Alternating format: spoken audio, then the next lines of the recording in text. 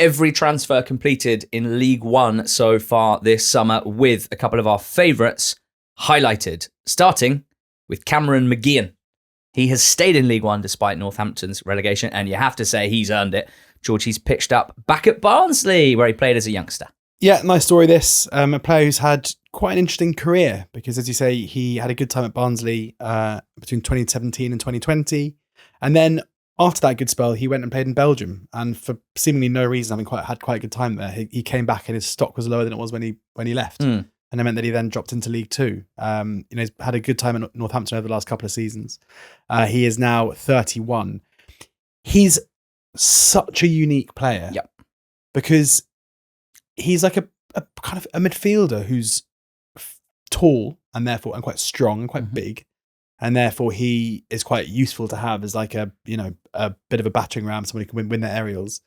But then his on-ball ability is basically just pure goals.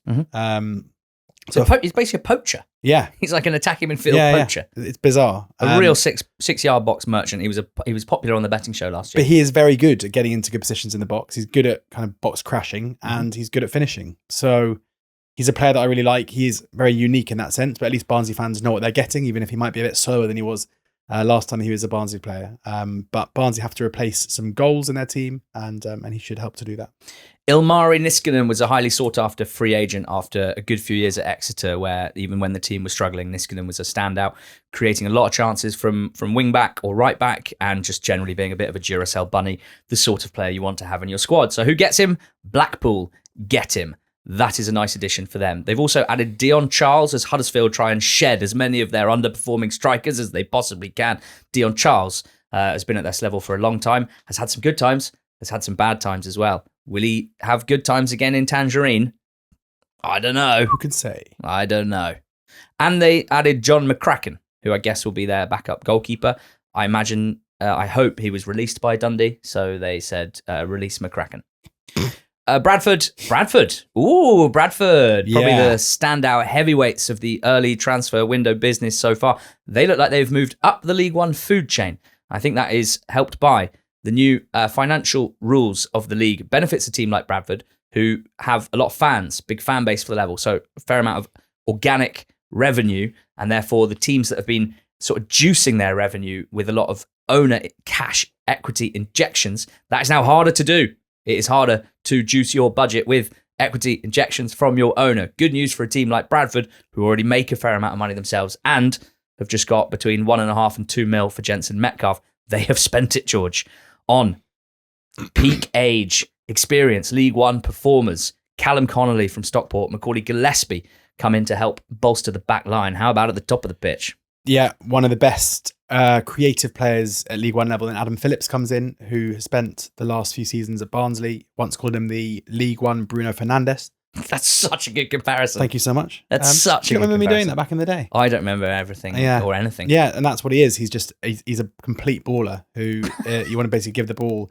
He tries regular high tariff creative passes. Some of them don't come off, but he is much better at doing it than most players at the level. What about the goals, mate? He's a massive goalsman. Yeah, and scores goals too. But what about Jake Beasley? And I think Jake Beasley might be one of the most underrated players in the EFL, probably. He is both target man and poacher. Gets into ridiculously good positions. His shot maps are consistently outrageous. Art. Not necessarily the best finisher, not most clinical, but he scores goals with his feet and his head. And he can carry himself physically too. So I really like, it wouldn't surprise me if Jake Beasley, if Bradford are good, has one of those seasons where suddenly out of nowhere he scores like 30 goals. Thank you. With Adam Phillips providing the bullets. Why did I feel compelled to say, clip that? That feels like the sort of thing people say on pods. Well, yeah, but then don't do that, because then if he scores like 2, then it's out there. I don't think we're even doing clips for this pod. Right. Clip that. That's good stuff, man. Right, I've lost my list. Have you ever played five-a-side? I can tell you're freaking out. Have I ever played five-a-side? So five-a-side at one of the pitches. Have I ever played five? Where, when you score a goal you think is good, you can run off to the side and press a button, and then you get the video of it. Oh no, but have you not? No, I'd pay so much to have. Yeah, it's good. I've done it once, and I scored a good goal. And what's funny is that when you get it back, you see me scoring, and then straight away I just turn around to whoever's near it, being like, press the buzzer. Is it not a universal truth that whenever you watch back your own five-a-side, I'll find it now. You always look way worse than you thought? I will find it for you. The match is always played at like half the speed. I've got a good goal in me. Curtis Tilt. He's joined Burton from Bradford. Experienced centre-back for the level. Cambridge. Interested in this. I quite wanted to see some front-footed recruitment from them because I think the step up is difficult. I like what they've done. Callum Stead joins from Barnet. He's a kind of goal-scoring attacking midfielder. Scored 5 in a game, didn't he, towards the end of the season, but which juiced his goal numbers a bit. But is a threat. It's a step up for him, the highest level he'll have played at before. They've also signed Ghassan Ahadme. Now, Ahadme at Hello has really had a tough couple of years, but has something, well, size, basically, that makes a lot of managers want to be the ones to kind of regenerate him, and get what they think he can do. Now, the only time he scored more than 10 goals in the season was with Cambridge, 23-24, 11 goals in 2,000 minutes. So you can see why they might bring him back. I quite like that addition for them. I would love them to be rewarded, and I'd love Ahadme's career to sort of kick back into gear. And then Isaac Heath. I've had it quoted that this might be around 250k, which is decent outlay for Cambridge. And if you're going to do it on a player that could feasibly make you some millions if things go well. Isaac Heath from Everton, 21-year-old, wide forward, played wing back for Accrington in League Two for the whole season. Great first Played brilliantly. He Line. played left wing back for them, but he's a right-footed player. So I think for Cambridge, there's a number of different ways they could use him. His main skill for Aki was just carrying the ball up the pitch. Brilliant on the break, really good dribbler. His progressive carrying numbers was absolutely standout, one of the best in the league. And I just like this signing for Cambridge. They had Adam Mayer on loan. He's gone back. This is a sort of profile I think could just help raise their ceiling a little bit in attack. Obviously, it's a step up, and we shouldn't expect him to dominate straight away, but I like it. Doncaster have been busy AF. Tommy Simkin, goalkeeper, joins. Neil Byrne, centre-back, joins. James Husband, centre-back, joins. So going for some experienced centre-backs to try and tighten up defensively, and a keeper to try and sort out what's been a problem position for them for a while. At the top of the pitch, youngsters. Leon Ayinde from Ipswich, Francis Okoronkwo from Everton, and then Alfie May back at Doncaster, the team that took him out of non-league and helped launch a hell of a League One career. He has been recently at Birmingham and Huddersfield. He didn't score many goals for Huddersfield last season, but Donny do create chances. And if May is on the end of them, they might score quite a lot of goals next season. Huddersfield, for their part, they've signed Matty Young on loan from Sunderland, the keeper that's been at Salford for the last 2 seasons. Ethan Brierley from Brentford on a permanent, which is a really interesting signing, young central midfielder, technical type. And Ashley Fletcher joins from Blackpool. He's had a good few years for Blackpool, even when they've not been great. He's generally performed pretty well. Orient have signed Tony Springett, young winger from Norwich, who really needs to kind of spring his career forward after not quite breaking in at Norwich. Armando Dobra from Chesterfield to Leyton Orient. I think Richie Williams is going to love Armando Dobra. I think he's a great manager for Dobra to join. I don't think Dobra would be great at every League One club. I think the way that Orient want to play under Wellens, all being well, will suit him very, very well. And then Finn Stevens, former Oxford United right back. He's joined Orient from St. Pauli. What can they expect? Good player, tidy in possession, not the most attack-minded, but like a good one-on-one defender, good fullback. Solid rather than spectacular, I would say. George Johnston on a free at Luton seems solid. He was Bolton captain? Played a lot of games for them last season. Centre-back, left-footed, solid. John Russell makes his loan to Mansfield permanent, scored goals from midfield for them. Solid. David McGoldrick stays in League One, joins Nigel Clough's dad's army at Mansfield. You love to see it. Charlie Good, one of the best defenders in League One last season, joins a promoted side in MK Dons. A statement signing, they're only one of the window so far. James Gibbons was one of the best players in League Two last season for Cambridge. Versatile defender. He joins Notts County along with Max Sanders, ball-playing midfielder from Crewe. Should fit the system for Notts in the deep midfield position. Darius Lipswijk. Going to need to work on that pronunciation, aren't we? Stoke City youngster was on loan in the National League last season. Not sure about him. Excited to see him. Cal Roberts, former Notts County attacking midfielder / right winger, has been at Scunthorpe for the last few years, racking up goal contributions, playing beneath his level. Now jumps up 2 levels to play in League One. Oxford! Yellows. When is it Kent in Oxfordshire?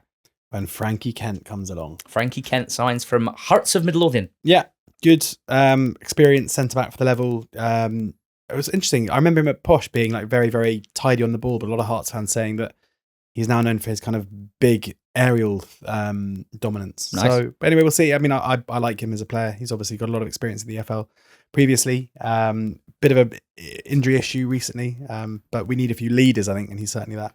Peterborough they've signed Colin Andeng Ndi, goalkeeper from Southend. Evan Weir, left-sided centre-back from Walsall. Tom O'Connor, centre-back from Wrexham, who they had on loan last season. Important signing for them. Harrison Jones, young midfielder from Sunderland. And Awura Edwards, the lively wide forward from Colchester.